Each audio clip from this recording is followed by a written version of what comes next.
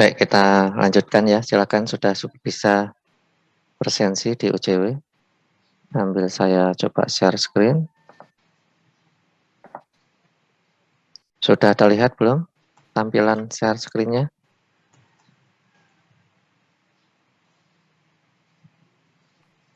Sudah bisa? Sudah ya. Baik, kita lanjutkan. Ini pertemuan ke-9 ya. Minggu lalu kita sudah menjalankan ujian tengah semester atau UTS.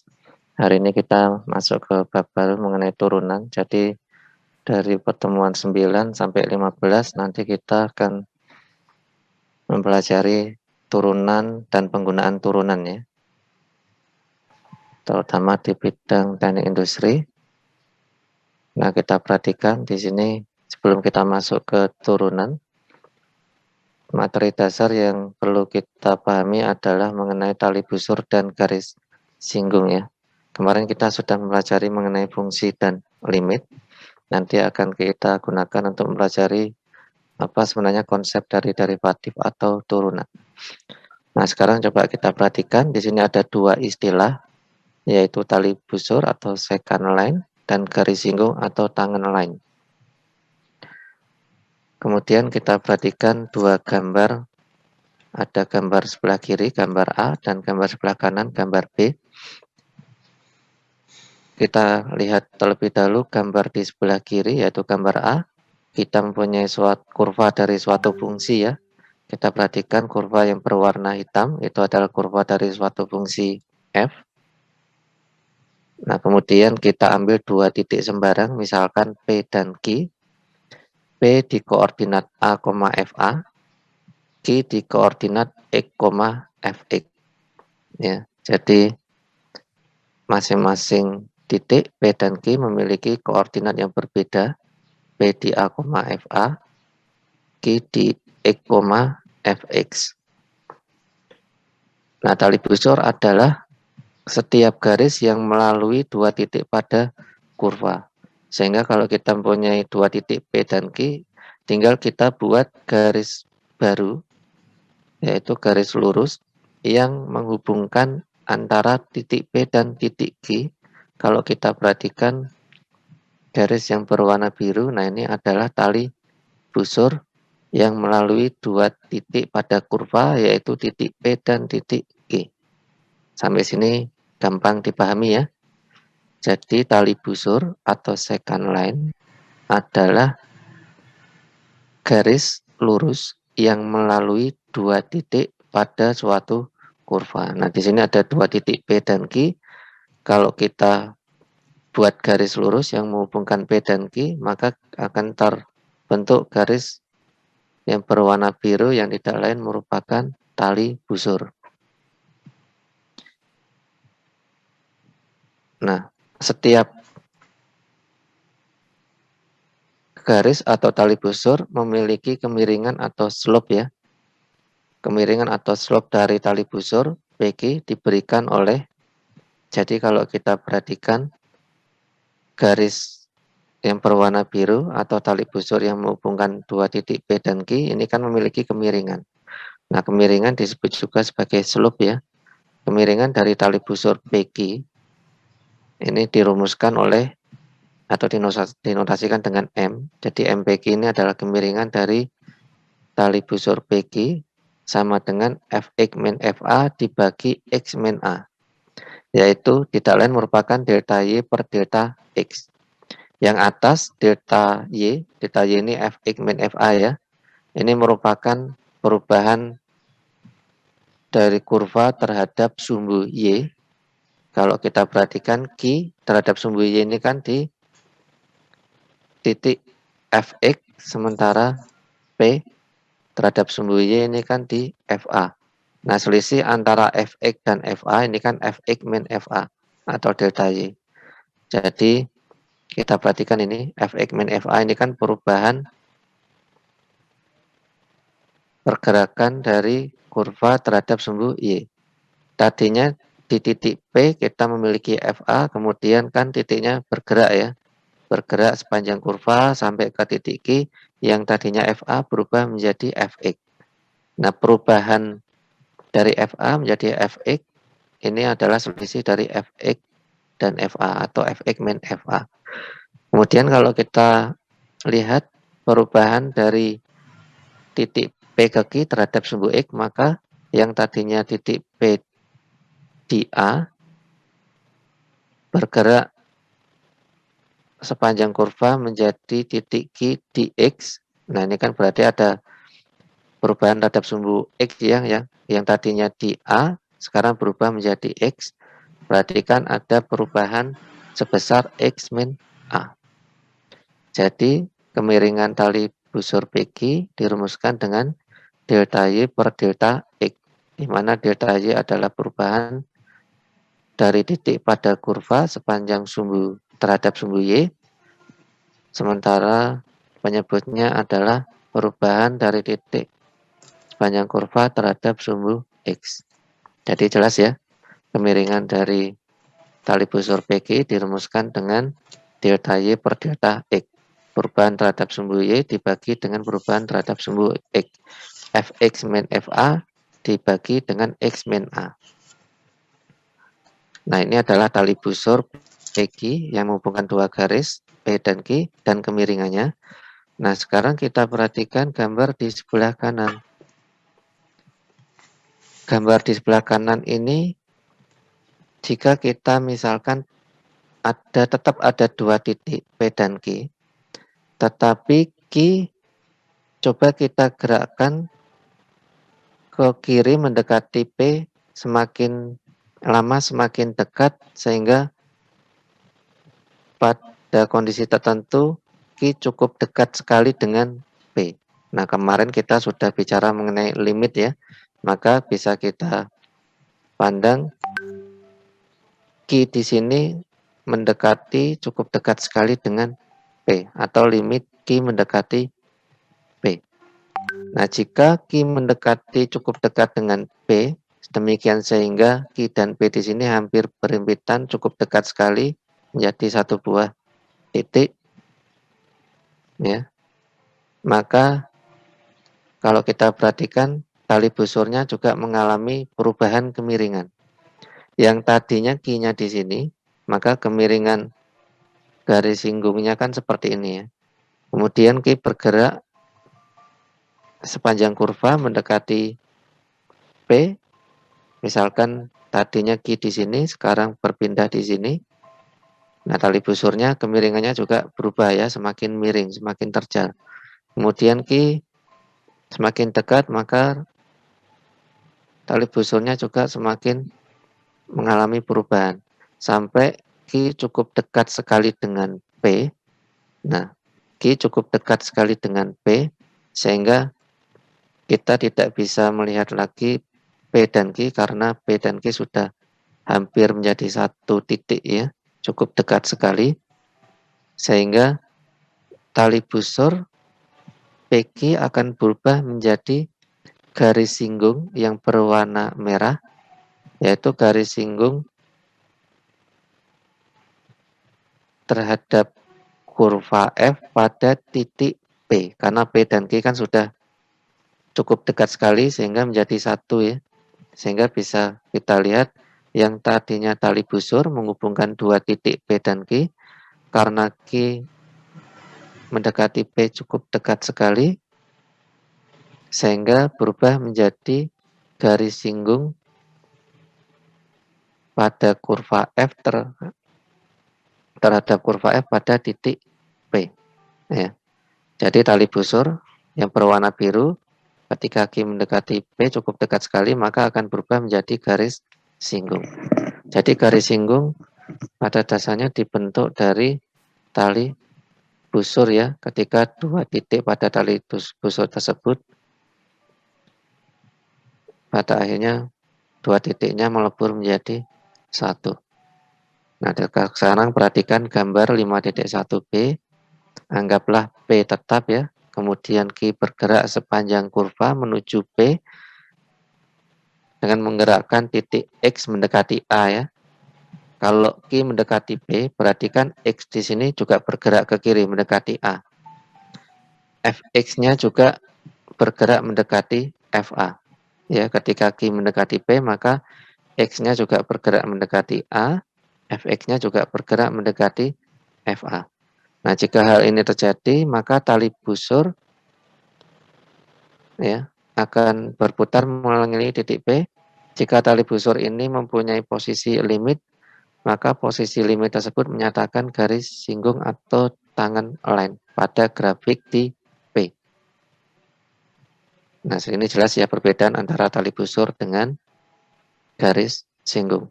Tali busur menghubungkan dua titik P dan Q, sementara garis singgung adalah garis singgung pada grafik di satu titik saja, karena Q sudah cukup dekat sekali dengan P. Tadinya tali busur menghubungkan dua titik, berubah menjadi garis singgung pada satu titik saja. Nah, garis singgung atau tangan len pada grafik di titik P ini merupakan posisi limit dari tali busur PQ untuk Q mendekati P. Jelas ya?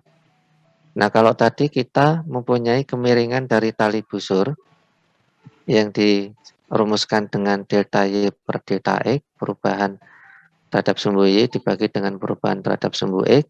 Bagaimana dengan garis singgung, kemiringan dari garis singgung? Kalau kita lihat garis singgung yang berwarna merah, garis singgung terhadap kurva F pada titik P ini kan juga memiliki kemiringan. Ya. Nah, karena hanya satu titik, maka kemiringannya tidak bisa digunakan rumus yang sama untuk menentukan kemiringan dari tali busur. Karena X min A ketika limit X mendekati A ini kan akan 0 ya. Nah, maka kita menggunakan tambahan limit di depannya untuk menghitung kemiringan dari suatu garis singgung atau tangan len terhadap kurva Fx di titik P. Ya. Jadi kalau kita perhatikan gambar sebelah kanan, untuk menghitung kemiringan garis singgung yang berwarna merah di titik P, A, FA, maka kita menggunakan rumus M sama dengan limit Fx min Fa per X min A untuk X mendekati A, jika limitnya ada. Jadi jelas ya. Jadi untuk menghitung kemiringan dari garis singgung yang menghubungkan dua titik, kita tidak menggunakan limit, cukup delta Y per delta X. Tetapi untuk menghitung kemiringan garis singgung di titik P, kita tambahkan limit di depannya. Jadi limit delta Y per delta X untuk X mendekati A. Ya. Nah, atau bisa juga kita menggunakan notasi M sama dengan limit FA plus H min FA per H untuk H mendekati 0. Ini jika kita menotasikan X min A dengan H ya. Coba kita perhatikan gambar di bawah. Nah, kalau tadi kan kita menggunakan titik P dan Q dengan koordinat P di A, FA, koordinat Q di E, Fx ya. Sehingga rumus garis singgungnya Fx min Fa per X min A. Nah, bisa juga secara umum kita menggunakan koordinat lain. Jadi tetap ada dua titik P dan Q, tetapi P-nya sekarang koordinatnya masih sama ya, A, Fa, tetapi koordinat untuk Q yang tadinya X, Fx, sekarang kita ubah menjadi A plus H, Fa plus H. Jadi H ini adalah perubahan terhadap sumbu X ya. Kalau kita lihat A plus H dikurangi A, ini kan H. Jadi H itu adalah perubahan terhadap sumbu X. Jadi koordinat Q-nya kalau kita ubah menjadi A plus H, FA plus H, maka perubahan terhadap sumbu Y-nya kan berubah menjadi FA plus H dikurangi FA. Sementara perubahan terhadap sumbu X, A plus H min A. A plus H min A kan sama dengan H. Perubahan terhadap sumbu Y, FA plus H kurangi FA. Nah, sehingga kita bisa juga menuliskan FA plus H min FA per H dikasih limit di depannya untuk H mendekati 0. Karena ketika X mendekati A, Sementara X min A adalah H, maka ketika X mendekati A sama saja dengan H mendekati 0. Paham ya? Ini hanya perubahan koordinat untuk titik G. Nah, ini sama ya. Tali busur yang berwarna biru menghubungkan dua titik P dan Q. Ketika Q bergerak mendekati P sepanjang kurva dengan H mendekati 0, perhatikan Q cukup dekat sekali dengan P, maka tali busur yang berwarna biru akan berubah menjadi garis singgung di titik P yang berwarna merah. Kemiringannya juga mengalami perubahan ya, yang tadinya delta Y per delta X menjadi limit delta Y per delta X untuk H mendekati 0. Nah, sekarang kita perhatikan contoh berikut. Misalkan kita memiliki parabola Y sama dengan X kuadrat. Tentukan kemiringan tali busur melalui dua titik 2,4 dan 3,9. Selanjutnya tentukan kemiringan garis singgung pada parabola atau fungsi Y sama dengan X kuadrat di titik 2,4. Nah, karena kita sudah mempunyai rumus untuk menentukan kemiringan garis singgung maupun tali busur, bisa kita langsung masukkan ya. Yang pertama akan ditentukan kemiringan tali busur yang melewati dua titik. Misalkan P 2,4, Q 3,9 berarti kan sama dengan delta Y per delta X. 9 min 4 dibagi 3 min 2 sama dengan 5. 5 ini adalah kemiringan dari tali busur PQ. Kemudian yang B disuruh menentukan kemiringan garis singgung di titik P 2,4. Nah, tadi kan ada dua rumus ya. Bisa Fx min Fa per X min A. Tadi kita memiliki M sama dengan limit Fx min Fa per X min A untuk X mendekati A. Sama dengan limit Fx min Fa-nya kan 2 ya. Kemudian A-nya 2 ya. Kemudian Fa-nya atau F2 kan tinggal kita masukkan ke rumus Fx. Fx kan rumusnya X kuadrat. Kalau X-nya 2 berarti kan 2 kuadrat sama dengan 4. Nah, tetapi untuk menghitung limit kita menggunakan cara seperti yang sudah kita jelaskan kemarin ya. Limit X mendekati 2, Fx min F2 dibagi X min 2, ini kan X kuadrat min 4 dibagi X min 2. Nah, ini bisa kita faktorkan. Karena kalau kita masukkan X-nya langsung 2 kan penyebutnya sama dengan 0. Sehingga tidak bisa kita hitung, tidak ada definisi. Sehingga perlu kita faktorkan. Sehingga bisa dilakukan pencoretan. Kita peroleh limit X mendekati 2 sama dengan 4. Jadi kemiringan dari garis singgung pada parabola di titik 2,4 adalah 4. Menggunakan rumus 2 juga sama ya, karena hanya kita ubah notasi koordinat untuk titik Q, yang tadinya Fx menjadi Fa plus H, X min A berubah menjadi H. Untuk H mendekati 0. Sama dengan limit A plus H, A-nya 2, 2 plus H dikurangi F2 dibagi H.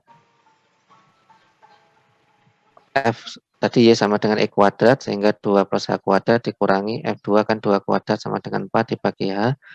Nah, ini dijabarkan. Kita peroleh ini. Nah, ini kan bisa dilakukan pencoretan ya. Sehingga tinggal 4 plus H. Langsung kita masukkan H sama dengan 0. Sama dengan 4 plus 0 sama dengan 4. Dengan dua rumus yang berbeda menghasilkan hasil yang sama ya. Jadi ini cara untuk menentukan kemiringan dari tali busur yang melewati dua titik dan garis singgung pada satu titik. Jadi yang membedakan garis singgung dan tali busur adalah jumlah titiknya. Nah, sekarang kita masuk ke Pak. Yes. Mohon maaf izin bertanya, Pak. Ya, silakan. Sebelumnya perkenalkan saya Maulidan Mirza dengan NIM 063. Ya. Jadi kan tadi H itu sama dengan X min A ya, Pak? Ya. Nah, terus saya sebenarnya masih bingung, Pak, kok tiba-tiba dari situ terus bisa jadi H mendekati 0 gitu, Pak. Itu gimana ya, Pak? Ya. Ya, terima kasih, Pak. Ya, terima kasih pertanyaannya. Coba kita perhatikan dua gambar ini ya. Ini gambar yang menggunakan koordinat A, FA dan A plus H, FA plus H. Tadi untuk yang pertama kan X mendekati A. Ketika Q mendekati P, itu kan X mendekati A. Ya. Ketika Q mendekati P, bergerak mendekati P, maka titik pada sumbu X-nya kan juga bergerak. X-nya mendekati A. Nah, sama halnya ketika kita menggunakan koordinat A plus H dan FA plus H, ketika X mendekati A atau A plus H mendekati A, ini kan berarti hanya mendekati 0. Karena H ini adalah jarak antara A dan A plus H. Jadi ketika Q mendekati P, maka X mendekati A yang di atas tadi ya. Ini ya. Ketika Q mendekati P, ini kan X mendekati A. Ya, ketika X mendekati A kan berarti jarak antara X dan A semakin kecil ya, mendekati 0. Sehingga kalau kita lihat gambar di sini, ketika Q mendekati P, X mendekati A, maka jaraknya kan semakin kecil ya. Ketika Q mendekati P kan jaraknya semakin kecil, sehingga hanya semakin kecil semakin mendekati 0. Ketika Q cukup dekat sekali dengan P, berarti kan jarak antara P dan Q cukup dekat sekali ya, sehingga mendekati 0. Sampai sini sudah paham atau belum? Sudah Pak, terima kasih Pak. Ya. Jadi ada dua rumus itu hanya digunakan dua koordinat yang berbeda ya. Yang di atas tadi kan Q-nya koordinatnya X, Fx. Sementara di sini kita menggunakan koordinat baru A plus H, Fa plus H. Dengan H adalah jarak antara A dan A plus H. Ketika Q mendekati P, maka jarak antara Q dan P terhadap sumbu X kan semakin kecil, semakin mendekati 0, sehingga H mendekati 0. Gitu ya. Nah, sekarang kita masuk ke salah satu aplikasi atau terapan dari garis singgung dan tali busur adalah ketika kita bicara mengenai kecepatan. Nah, kalau ada kecepatan berarti ada jarak atau perpindahan dan ada waktu. Masih ingat ya rumus dari kecepatan V sama dengan S per T. S-nya itu adalah jarak atau perpindahan posisi, T-nya adalah waktu. Nah, misalkan kita memiliki suatu objek yang bergerak pada garis lurus berdasarkan persamaan S sama dengan Ft. S-nya adalah besarnya perpindahan atau jarak atau displacement dari objek tersebut dari titik awal pada waktu atau time T. Jadi F ini adalah fungsi posisi dari suatu objek terhadap waktu. Ya. Jadi suatu objek bergerak terhadap waktu. Kalau waktunya semakin lama kan berarti pergerakannya semakin lama, tapi belum tentu semakin jauh karena dilihat dari pergerakannya ya. Tetapi kalau bergerak pada garis lurus dalam satu arah, semakin lama kan berarti semakin besar perpindahan atau jaraknya ya. Nah, coba kita perhatikan dua gambar berikut. Jadi, kalau tadi kita mengenal istilah tali busur dan garis singgung, maka nanti kita akan mengenal istilah kecepatan rata-rata dan kecepatan sesaat. Nah, apa hubungan antara kecepatan rata-rata dan kecepatan sesaat dengan tali busur dan garis singgung? Nanti kita akan jelaskan. Kecepatan rata-rata adalah kemiringan dari tali busur, sementara kecepatan sesaat adalah kemiringan dari garis singgung. Nah, coba diingat-ingat ya, diperhatikan ya. Kecepatan rata-rata adalah kemiringan dari tali busur. Kecepatan sesaat adalah kemiringan dari garis singgung. Jadi kecepatan rata-rata berkorelasi dengan tali busur, kecepatan sesaat berkorelasi dengan garis singgung. Nah, misalkan S sama dengan FT, kalau kita gambar kurvanya seperti ini. Nah, ini kan dia naik, berarti perpindahannya dia semakin jauh ya, tapi kemudian turun berarti kan dia balik arah dulu, kemudian balik arah lagi. Jadi coba dibayangkan suatu objek yang bergerak pada garis lurus ya. Kalau garis lurus kan dia bisa ke kanan, bisa ke kiri. Kalau misalkan dari titik awal dia bergerak ke kanan, berarti kan dia bisa berbalik ke kiri, kemudian bisa berbalik ke kanan lagi. Nah, kalau kita lihat dari kurvanya ini kan T-nya berjalan, tetapi perpindahannya juga mengalami perubahan ya. Nah, ini kan perpindahan atau jaraknya S-nya semakin besar, berarti kan dia bergerak ke kanan. Kemudian pada suatu saat jaraknya mengecil dengan titik awal tadi, sehingga dia balik arah ke kiri. Kemudian menjauh lagi berarti berbelok atau balik arah lagi ke kanan dan seterusnya. Itu ya, bisa dibayangkan ya. Nah, ini posisi suatu objek misalkan pada suatu ini di titik T sama dengan A, FA, di titik T sama dengan A plus H, berarti S-nya sama dengan FA plus H. Nah, jaraknya kan berarti FA plus H kurangi FA. Nah, kalau kita perhatikan pada gambar, ini ada tali busur yang berwarna biru, kemudian ada garis singgung di titik P yang berwarna merah. Nah, tali busur yang berwarna biru, ini kita menggunakan koordinat yang sama ya, A, FA, dan di titik Q, A plus H, FA plus H. Sehingga jarak perubahan jarak terhadap sumbu X yaitu H. Nah, perhatikan pada gambar ini, pada interval waktu TA ke T, jadi pada waktu T sama dengan A ke T sama dengan A plus H, ini kan terjadi perubahan posisi dari objek. Jadi ketika T-nya bergerak dari A ke A plus H, maka posisi dari objeknya juga bergerak, yang tadinya di titik P berubah menjadi di titik Q. Ya, ada perubahannya. Jadi waktunya berjalan, posisi objeknya juga mengalami perpindahan. Nah, kecepatan rata-rata, yang namanya rata-rata itu kan berarti, atau average velocity, ini akan jarak dibagi dengan waktu ya. Jadi kecepatan rata-rata dari objek yang bergerak sepanjang kurva dari titik P ke Q, ini kan berarti sama dengan jarak dibagi waktu. Jaraknya kan FA plus H dikurangi FA, waktunya kan A plus H dikurangi A. Karena kalau kita lihat yang sumbu X-nya adalah T waktu, sumbu Y-nya adalah S jarak.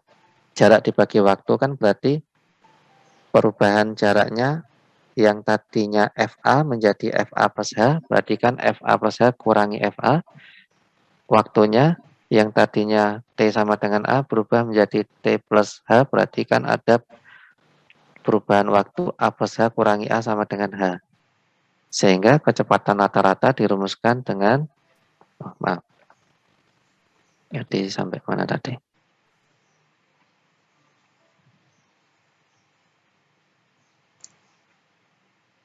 Nah, ini ya, kecepatan rata-rata sama dengan jarak dibagi waktu, V sama dengan delta S per delta T sama dengan delta S-nya kan perubahan jaraknya terhadap sumbu Y, itu kan FA plus H kurangi FA, dibagi dengan delta T, perubahan waktunya kan A plus H kurangi A, atau sama dengan H. Nah, kalau kita lihat, ini merupakan kemiringan dari tali busur yang berwarna biru yang menghubungkan P dan Q. Sehingga kecepatan rata-rata tidak lain merupakan kemiringan dari tali busur PQ. Nah, sampai sini jelas ya. Nah, sekarang bagaimana dengan kecepatan sesaat? Jadi kalau kecepatan rata-rata average velocity, kecepatan sesaat adalah velocity atau instantaneous velocity.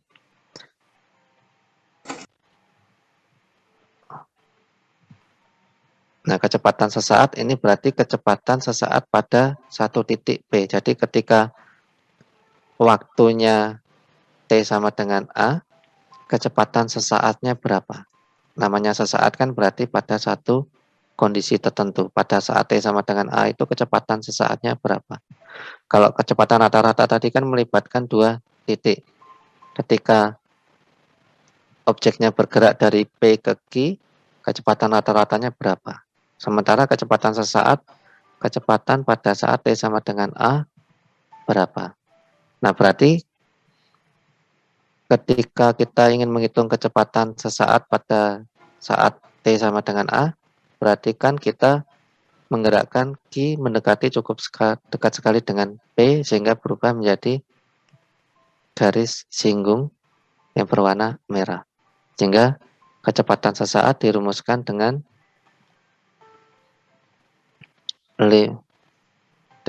V ya, ini V. Kalau kecepatan rata-rata kan VR ya. V sama dengan, nah di sini tinggal ditambah limit di depannya. Limit delta Y per delta X, jarak dibagi waktu, dengan waktunya mendekat, dengan perubahan waktunya mendekati 0 atau H mendekati 0. Yang tidak lain merupakan garis singgung pada grafik di titik P. Jadi kecepatan sesaat merupakan limit dari kecepatan rata-rata. Yang tidak lain merupakan kemiringan dari garis singgung. Nah, ini hubungan antara kecepatan rata-rata dengan kemiringan tali busur dan kecepatan sesaat dengan kemiringan garis singgung. Garis singgung adalah limit dari kemiringan garis singgung adalah limit dari kemiringan tali busur. Kecepatan sesaat merupakan limit dari kecepatan rata-rata. Gampang ya? Nah, sekarang coba kita lihat contoh berikut. Misalkan kita menjatuhkan sebuah bola dari sebuah menara atau dari tinggi gedung yang cukup tinggi ya, di lantai paling atas misalkan dengan ketinggian 450 meter di atas permukaan tanah. Tentukan A kecepatan bola setelah 5 detik, B kecepatan bola saat menabrak permukaan tanah. Nah, ini misalkan kita mengabaikan angin ya, kalau sehingga ketika bola dijatuhkan itu dia lurus ke bawah, tidak bergerak ke samping. Nah, ketika bola dijatuhkan dari sebuah menara dengan ketinggian 450 meter di atas permukaan tanah, diingat-ingat kembali dulu waktu SMA kita pernah mempelajari ada gerak jatuh bebas ya, masih ingat ya? Gerak jatuh bebas ketika suatu objek dijatuhkan dari atas ke bawah, maka kita memiliki persamaan gerak jatuh bebas S sama dengan Ft sama dengan setengah GT kuadrat. Dengan G adalah kecepatan gravitasi ya. 9,8 kecepatan gravitasi. S sama dengan Ft sama dengan setengah GT kuadrat. Nah, kecepatan bola setelah yang ditanyakan tadi apa? Yang pertama adalah kecepatan bola setelah 5 detik. Nah, ini kalau kita lihat kecepatan bola setelah 5 detik ini kan berarti hanya pada satu titik ketika T sama dengan 5 detik. Jadi berapa kecepatan bola pada saat T sama dengan 5 detik? Ketika bola sebelum dijatuhkan itu kan T sama dengan 0, waktunya belum berjalan. Tapi ketika kita lepaskan bolanya, nah setelah 5 detik pada saat T sama dengan 5, kecepatan bola itu berapa? Sehingga pertanyaan A ini kita hitung dengan menggunakan kecepatan sesaat. Jadi yang perlu diperhatikan kita harus bisa membedakan ya tadi kecepatan rata-rata, kecepatan sesaat, tali busur, dan garis singgung. Kalau kecepatan rata-rata kan berarti melibatkan dua titik ya. Tetapi kalau pada saat tertentu, titik tertentu, maka kita menentukan kecepatan sesaat. Nah, kecepatan sesaat setelah A detik misalkan, ini kita cari rumus umumnya misalkan A detik, karena bisa jadi kita nanti menghitung kecepatan sesaat setelah 5 detik, atau kecepatan saat setelah 6 detik, setelah 7 detik, sehingga kita misalkan kita mencari kecepatan bola setelah A detik. Nah, kecepatan sesaat, masih ingat tadi rumusnya merupakan limit dari kecepatan rata-rata, limit dari delta Y per delta T, limit dari waktu dibagi jarak dibagi waktu, limit dari jaraknya FA plus H min FA dibagi waktunya, selisih waktunya H, untuk H mendekati 0. Sama dengan, tinggal dimasukkan saja. Kita punya rumus FT sama dengan setengah 9,8 T kuadrat sama dengan 4,9 T kuadrat, tinggal kita masukkan. FA plus H kan berarti 4,9 kali A plus H kuadrat dikurangi 4,9 A kuadrat dibagi H. Nah, ini dijabarkan dulu sehingga bisa dilakukan pencoretan. Nanti diperoleh limit 4,9 kali 2A plus H sama dengan 98, A. Nah, ini adalah rumus kecepatan sesaat pada saat T sama dengan A detik. Yang ditanyakan kecepatan setelah 5 detik, berarti kecepatan sesaat pada saat T sama dengan 5, tinggal kita masukkan ke sini ya, karena kita sudah mempunyai model atau rumus umumnya. V5, VR ini V ya, karena kecepatan saat tidak pakai R. V5 sama dengan 9,8 kali A kali 5 sama dengan 49 meter per second. Sehingga ketika bola dijatuhkan pada saat T sama dengan 5 detik atau setelah 5 detik, kecepatan sesaatnya pada saat T di bola di T sama dengan 5 detik adalah 49 meter per second. Ya. Nah, sekarang pertanyaan yang kedua, kecepatan bola saat menabrak permukaan tanah. Nah, ini kecepatan bola saat menabrak permukaan tanah, berarti kan kita juga menghitung kecepatan sesaat, tetapi yang perlu dicari adalah T-nya dulu. Saat menabrak permukaan tanah itu dia menempuh waktu berapa detik. Ya, ketika bola dijatuhkan sampai menabrak permukaan tanah itu berapa detik untuk menghitung kecepatan sesaat. Untuk menghitung kecepatan sesaat kan kita harus tahu T-nya berapa detik. Nah, di sini belum diketahui. Kita hanya disuruh menghitung kecepatan bola saat menabrak permukaan tanah. Kecepatan sesaat T sama dengan berapa detik pada saat bola sampai ke permukaan tanah. Nah, sampai ke permukaan tanah kan berarti kita tadi punya jarak. Karena bola ketika dijatuhkan dari ketinggian 450 meter di atas permukaan tanah, berarti ketika menabrak permukaan tanah, maka bola sudah menempuh jarak sejauh 450 meter. Nah, tinggal kita cari T-nya berapa. Nah, kita perhatikan di sini. Perhatikan dicari dulu waktu yang dibutuhkan bola untuk sampai ke permukaan tanah dengan jarak 450 meter. Tadi kita punya rumus gerak jatuh bebas. S sama dengan FT sama dengan 4,9 T kuadrat. S-nya diketahui 450, sehingga bisa kita cari T-nya. T berarti kan ini tinggal kita pindah ruas semua. Akar ini sama dengan 9,6 detik. Nah, jadi kecepatan saat pada saat T sama dengan 9,6 kita masukkan ke sini karena tadi kita sudah mempunyai rumus umum untuk menghitung kecepatan sesaat di T sama dengan A. A-nya 9,6 detik, sehingga 9,8 kali 9,6 sama dengan 94 meter per second. Nah, kita perhatikan pada waktu T sama dengan 5 detik dengan pada waktu T sama dengan 9,6 detik ada perbedaan kecepatan sesaat. Yang tadinya 49 berubah menjadi 94, hampir 2 kali lipatnya ya. Nah, sehingga kalau dari sini kita peroleh ada percepatan dari pergerakan bola. Jadi kecepatannya naik. Yang tadinya 49 menjadi 94. Nah, ketika ada perubahan kecepatan, berarti memiliki percepatan. Masih ingat ya perbedaan antara kecepatan dengan percepatan?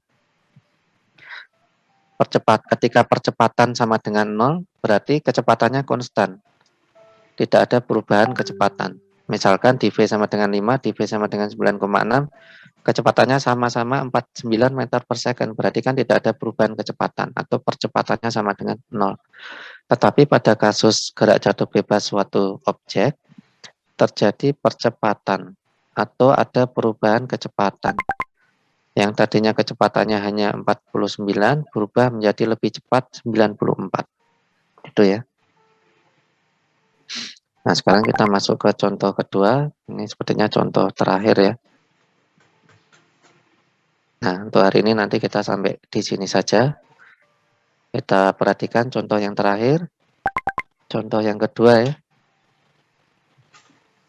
Berikut merupakan tabel temperatur T dalam derajat Celcius setiap jam pada suatu hari di bulan April ya.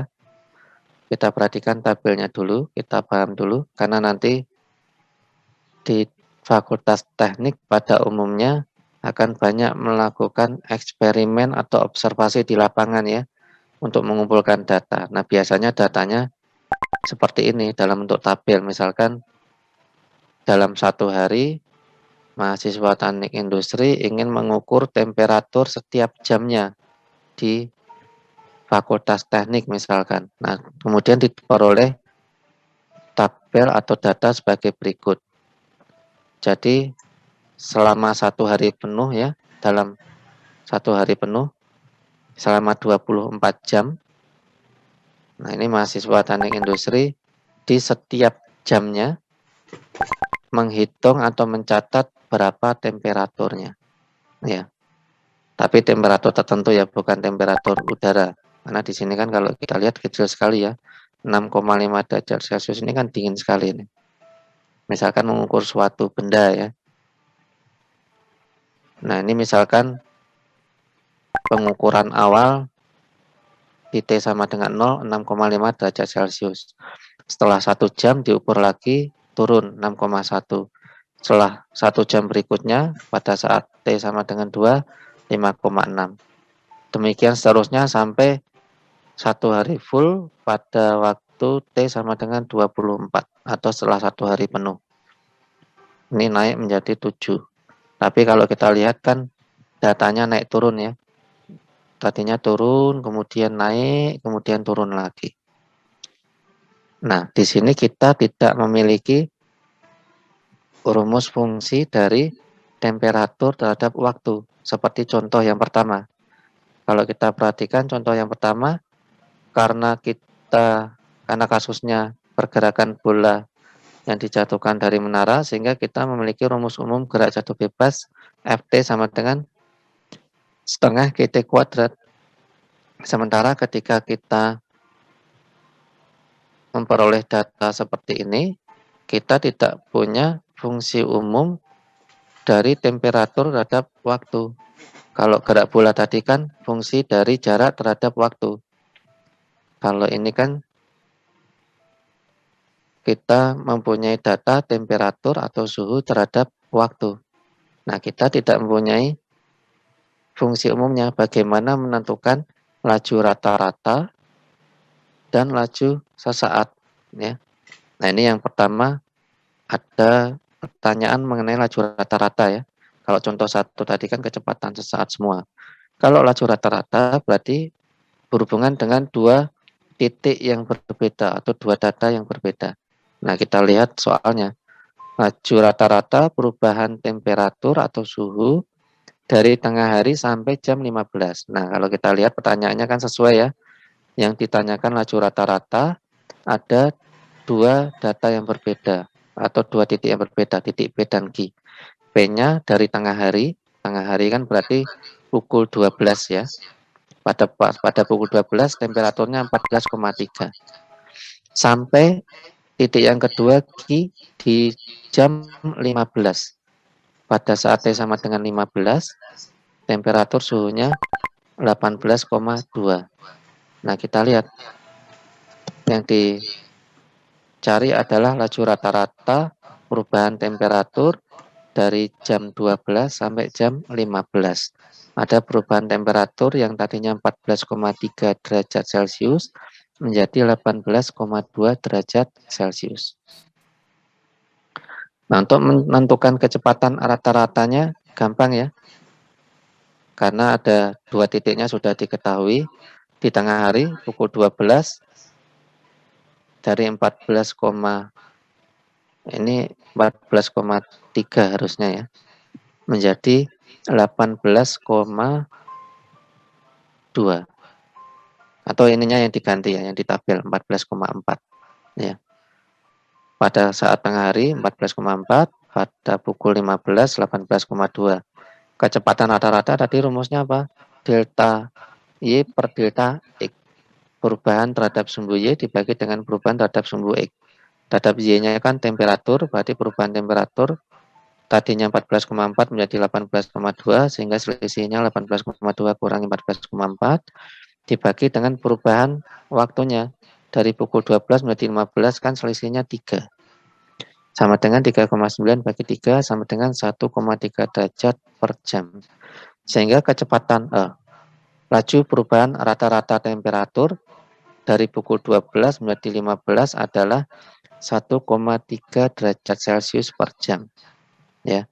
Karena positif berarti dari pukul 12 sampai 15 setiap jamnya rata-rata mengalami kenaikan temperatur sebesar 1,3 derajat Celcius. Gitu ya. Nah, sekarang kita perhatikan pertanyaan kedua. Laju perubahan temperatur sesaat pada tengah hari. Nah, di sini problemnya di sini. Kita diminta menghitung laju perubahan temperatur sesaat, berarti kecepatan sesaat, yang merupakan limit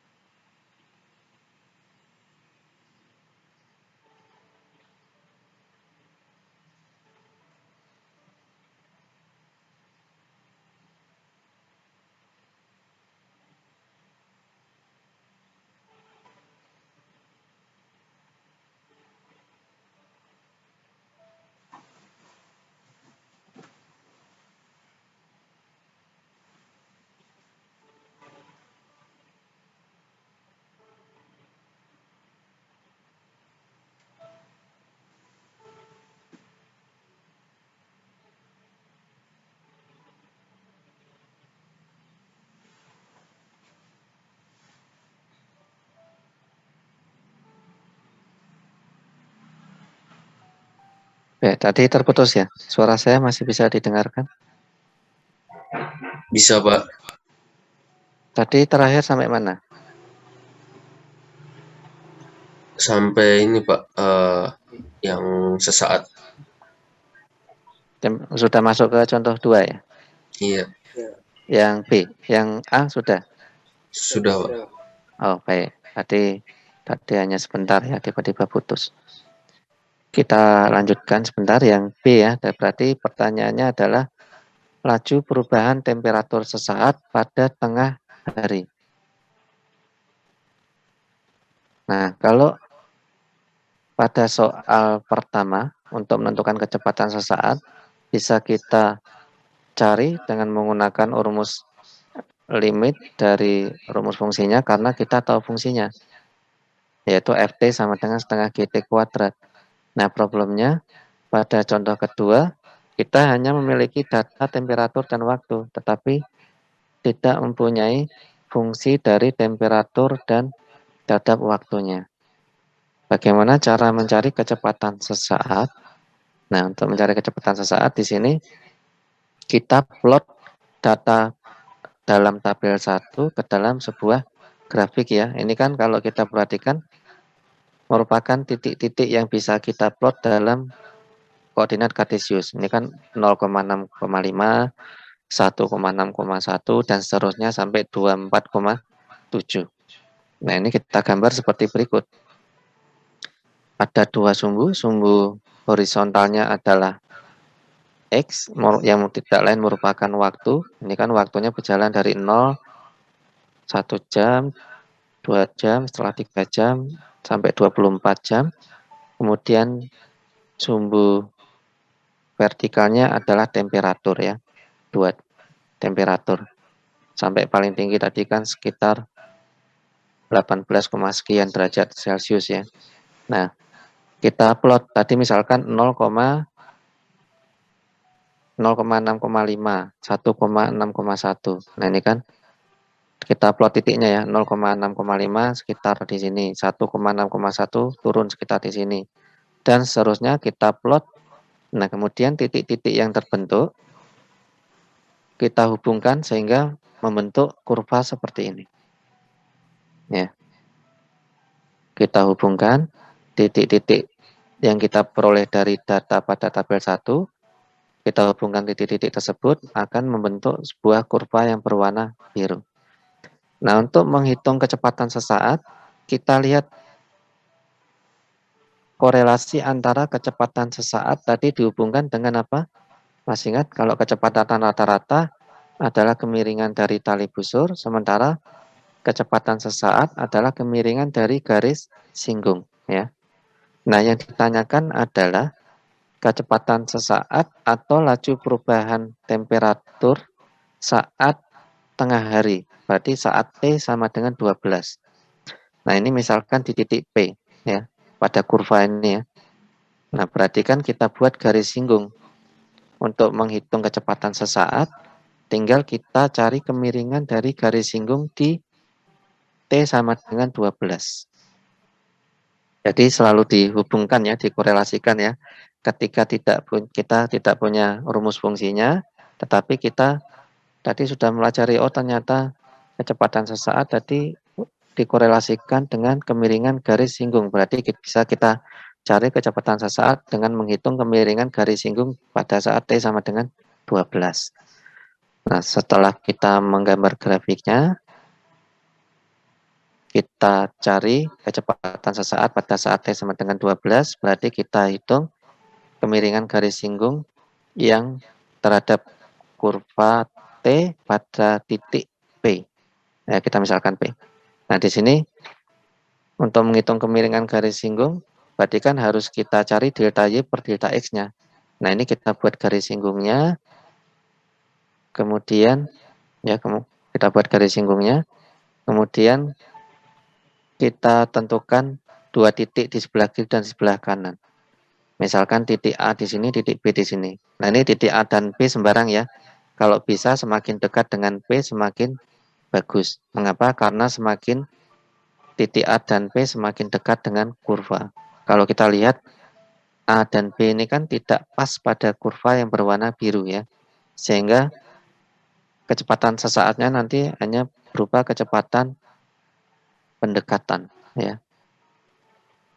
Nah, kita misalkan A di sini, B di sini, C di sini ya. Kalau kita buat segitiga siku-siku, nah berarti kan kita bisa menghitung delta Y. Delta Y kan berarti B min C. Delta X berarti kan C min A. Nah, dari grafik di atas, kecepatan sesaat pada saat T sama dengan 12 bisa kita hitung dengan menghitung kemiringan garis singgung di titik P melalui rumus delta Y. Kemiringan dari garis singgung ini kan delta Y per delta X ya, kemiringan dari ini. Delta Y per delta X. Delta Y-nya kan adalah panjang BC dibagi dengan panjang AC. Nah, kemarin kan panjang atau jarak menggunakan notasi harga mutlak ya. Sama dengan Nah, ini di B ini dikira-kira saja. Ini B misalkan sekitar 18,3. Dikurangi C-nya kan 8. Dibagi dengan perubahan terhadap sumbu X, C min A. C-nya kan di 14. Dikurangi dengan A-nya dikira-kira sekitar 8,5. Sehingga kita peroleh 10,3 bagi 5,5. Nah, ini nilai kemiringannya mendekati 1,9. Jadi bisa kita simpulkan laju perubahan sesaat temperatur pada tengah hari pada pukul 12.00 adalah 1,9 derajat Celcius per jam. Nah, sampai sini ada yang ditanyakan sebelum kita lanjutkan? Jadi tadi ada dua contoh ya. Contoh pertama, fungsinya diketahui karena kita memiliki rumus umum gerak jatuh bebas Ft sama dengan setengah GT kuadrat. Sementara di contoh kedua, kita hanya mempunyai data dalam bentuk tabel. Nah, untuk mencari kecepatan sesaat, kita menggunakan pendekatan kemiringan garis singgung. Nah, ada cara yang kedua. Kalau kita misalkan ingin mencari kecepatan sesaat, pada contoh kedua,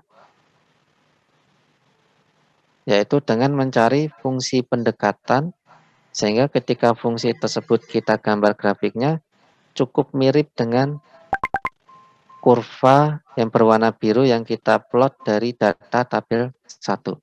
Nah, cara mencari fungsi pendekat, namanya fungsi pendekatan ya. Jadi ketika kita punya data, bisa kita cari fungsi pendekatan yang cukup baik sehingga mirip dengan kurva yang diperoleh dari data-data yang ada. Kalau kurva ini kan kita peroleh dari data, yaitu menghubungkan setiap titik-titik yang kita plot pada koordinat kartesius ini kan. Nah, untuk mencari fungsi pendekatan, kita bisa menggunakan bantuan software ya. Kalau misalkan datanya banyak sekali, nah misalkan MATLAB, apalagi di Fakultas Teknik, biasanya banyak menggunakan MATLAB ya. Ada yang sudah pernah mendengar software MATLAB? Ada? Atau belum? Bisa ada yang mewakilkan menjawab? Belum, Pak. Belum ya? Nah, nanti paling di semester berikutnya akan sudah dikenalkan ya dengan software MATLAB. Nah, kita perhatikan di sini. Ini sebagai ilustrasi saja, sudah ada sintaknya. Nanti ketika mahasiswa sudah mengenal MATLAB, sudah di-download, bisa tinggal digunakan sintak berikut. Nah, ini X dan Y. X adalah jamnya, perubahan waktu 01 sampai 24. Y adalah perubahan temperatur tadi ya, 6,5, 6,1 dan seterusnya. Nah, di sini kita menggunakan polyfit XY3. Ini artinya apa? Artinya kita mencari fungsi pendekatan dari data yang ada, kita dekati dengan fungsi polinomial derajat 3. Nah, kemarin kita sudah mempelajari fungsi ya, ada macam-macam fungsi. Salah satunya fungsi polinomial. Masih ingat ya? Fungsi polinomial kan ada fungsi polinomial derajat 1 yang merupakan fungsi linear. Derajat 2 yang merupakan fungsi kuadrat. Derajat 3 yang merupakan fungsi kubik. Nah, di sini polyfit ini adalah kita mencari fungsi pendekatan dari data XY, kita dekati dengan menggunakan fungsi polinomial derajat 3 atau fungsi kubik. Ketika kita jalankan inputnya ini, nanti keluar outputnya ini, yang tidak lain merupakan koefisien dari polinomial derajat 3. Nah, kemarin polinomial derajat 3 kan rumus umumnya, masih ingat ya? A0 kuadrat, A0 plus A1X plus A2X kuadrat plus A3X pangkat 3. Nah, dari output ini merupakan koefisien dari masing-masing suku. Yang pertama ini adalah koefisien dari suku tertinggi X pangkat 3 dan seterusnya. 0,2994 koefisien dari X kuadrat, min 1,6485 koefisien dari X pangkat 1, 6,7344 adalah A0, konstantanya. Nah, ini adalah fungsi pendekatan yang kita peroleh dengan menggunakan software MATLAB ya. Kita dekati dengan polinomial, fungsi polinomial derajat 3. Nah, sekarang coba kita gambar. Kita sudah punya rumus fungsinya. Kita gambar dengan menggunakan software MATLAB. Apakah grafiknya atau kurvanya cukup mirip dengan kurva dari data yang kita peroleh di tabel 1. Nah, coba kita lihat. Nanti ketika kita gambar, nah ini sintak untuk menggambar suatu fungsi ya. Ya. Ini datanya kita plot. Kemudian ini adalah rumus fungsi polinomialnya tadi. Nah, kita lihat outputnya seperti ini. Yang berwarna biru bintang, ini adalah datanya ya. Datanya kan per jam. 0, 1, 2, 3, 4, sampai 24. Yang berwarna hijau adalah grafik dari fungsi polinomial derajat 3 yang tidak lain merupakan fungsi pendekatan. Nah, kalau kita lihat sudah cukup mirip kan, meskipun ada di beberapa titik tidak sama persis, tetapi fungsi polinomial derajat 3 ini merupakan fungsi pendekatan yang cukup baik untuk merepresentasikan data yang kita punya. Itu ya. Nah, nanti suatu saat ketika mahasiswa sudah masuk ke penelitian suatu proyek atau skripsi, nanti akan banyak membutuhkan hal-hal seperti ini. Jadi, melakukan observasi atau eksperimen diperoleh data, biasanya perlu dicari fungsi pendekatannya. Nah, kalau kita sudah memiliki fungsi seperti ini, bisa kita cari kecepatan sesaatnya tadi dengan menggunakan rumus ini. Ini kan rumus temperatur terhadap waktu, dengan waktunya adalah X ya. Nah, sampai sini ada pertanyaan. Untuk hari ini kita membahas mengenai garis singgung, garis tali busur, kemiringan garis singgung, kemiringan tali busur, kecepatan rata-rata yang tidak lain merupakan kemiringan tali busur, kecepatan sesaat yang tidak lain merupakan kemiringan garis singgung. Kemiringan garis singgung merupakan limit dari kemiringan tali busur. Kecepatan sesaat merupakan limit dari kecepatan rata-rata. Gitu ya. Kemudian cara mencari cara mencari kecepatan rata-rata dan kecepatan sesaat ketika fungsinya diketahui atau ketika fungsinya tidak diketahui sudah kita pelajari. Kemudian kita juga sedikit membahas mengenai ternyata suatu data atau hasil eksperimen bisa kita cari fungsi pendekatannya sehingga ketika kita gambar fungsi pendekatannya cukup mewakili data yang ada karena kurvanya mirip ya. Baik, itu saja. Ada pertanyaan sebelum kita akhiri?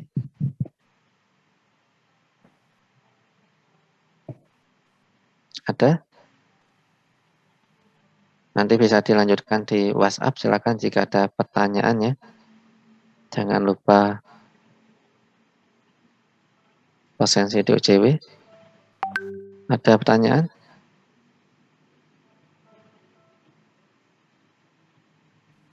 Mas Maulidan, Mbak Dia? Kalau dari saya sudah cukup jelas. Cukup ya. Yang Saya lain? izin bertanya, Pak. Ya, silakan. Saya Farelio dengan NIM belakang 043. Saya agak bingung di yang laju sesaat tadi, Pak. Yang soal tabel tadi, Pak. Tadi masih agak bingung gitu, Pak. Ini ya. Iya, Pak. Ini laju sesaat. Nah, untuk yang pertanyaan B, ini kan dicari laju perubahan sesaat pada saat T sama dengan 12 ya. Nah, masalahnya di sini kita tidak mempunyai rumus fungsi temperaturnya terhadap waktu. Sehingga perlu kita gambar dulu tabel 1, datanya kita gambar ke dalam sebuah kurva. Untuk menggambar grafiknya bisa ya, tinggal kita plot saja titik-titik pada tabel, tadi kan 0,663, 1,61, kita plot, kemudian kita hubungkan titik-titiknya sehingga terbentuk kurva seperti ini. Nah, untuk menghitung laju perubahan temperatur sesaat, laju perubahan temperatur sesaat ini kan berarti kecepatan sesaat. Kecepatan sesaat tadi apa? Kecepatan sesaat adalah kemiringan dari garis singgung ya. Sehingga kita bisa mencari kecepatan sesaat pada saat T sama dengan 12 dengan mencari kemiringan garis singgung yang melewati titik P di sini. Pada saat T sama dengan 12 ini kan berarti titiknya di sini, di titik P. Nah, kemudian kita buat garis singgung di titik P ya. Sehingga kita peroleh titik P di sini, kemudian kita tentukan garis singgungnya memanjang sampai titik A misalkan, kemudian P memanjang sampai titik B. Nah, untuk menghitung kecepatan sesaat, karena kecepatan sesaat adalah kemiringan dari garis singgung, berarti kan bisa kita cari kecepatan sesaat dengan menghitung kemiringan dari garis singgung ini di titik B. Garis singgung, kemiringan dari garis singgung atau kemiringan dari suatu garis rumusnya apa? Delta Y per delta X. Ya. Delta Y-nya kan berarti panjang BC dibagi dengan delta X-nya kan berarti panjang AC. Panjang BC kan berarti B kurangi C. B-nya kan di 18,3, C-nya di 8. Berarti 18,3 kurangi 8. Dibagi dengan delta X. Delta X-nya kan panjang AC, berarti C min A. C-nya di 14, A-nya di 8,5. Berarti delta X-nya sama dengan 14 kurangi 8,5. Sama dengan delta Y per delta X sama dengan 10,3 bagi 5,5 sama dengan 1,9. Jadi ini adalah salah satu teknik untuk mencari kecepatan sesaat ketika kita belum mempunyai fungsi rumus fungsinya, ya, yaitu dengan menggunakan kemiringan garis singgung. Sampai di sini jelas atau masih bingung? Itu dapat titik A, B, C-nya dari mana ya, Pak? A-nya ini kita yang menentukan. Oh, jadi terserah gitu, Pak. Ya, terserah. Bisa di sini, bisa di sini, tetapi kalau C kan jelas ya, tinggal kita hubungkan B ke bawah dan A ke kanan. Jadi Iya. kita cukup menentukan A dan B-nya saja. AB-nya ini terserah. Tetapi yang perlu diperhatikan, jika A-nya semakin dekat dengan P, B-nya semakin dekat dengan P, itu semakin bagus ya pendekatannya. Atau errornya semakin kecil. Jadi A dan B ini kita yang menentukan, tetapi jika A dan B cukup dekat dengan P, semakin bagus. Tapi ini hanya contoh saja, misalkan A-nya di sini, B-nya di sini. Berarti kan kita bisa menghitung kemiringan dari garis singgung yang melewati titik P dengan rumus delta Y per delta X. Ingat tadi kemiringan dari suatu garis rumusnya delta Y per delta X ya. Delta Y-nya adalah panjang BC, delta X-nya adalah panjang AC. Sampai di sini masih ada pertanyaan? Iya, Pak, sudah paham, Pak. Terima kasih, Pak. Ya, sama-sama. Yang lain ada pertanyaan tidak? Mbak Najwa? Mbak Dia? Mas Farilo? Enggak ada? Kalau Saya enggak sudah ada, tanya, Pak, barusan, Pak. oh yang tadi ya? Iya. Baik, itu Mas Farilo yang tanya ya. Kalau enggak ada, bisa kita cukupkan ya. Hari ini kita mempelajari tali busur, garis singgung, kecepatan rata-rata, kecepatan sesaat, kemudian cara menghitung kecepatan rata-rata, kecepatan sesaat dengan menggunakan ketika fungsinya diketahui atau dari hasil eksperimen dari data, ternyata data juga bisa kita cari fungsi pendekatannya dengan menggunakan software MATLAB, nanti silakan bisa dipelajari. MATLAB ini ada banyak software ya yang bisa kita gunakan untuk perhitungan kalkulus atau numerik Salah satunya MATLAB. Ada juga Matematica dan masih banyak lagi. Nah, apalagi mahasiswa teknik industri kan selain kuat di dasar ilmunya, tetapi juga harus pandai menggunakan komputer atau komputasi ya.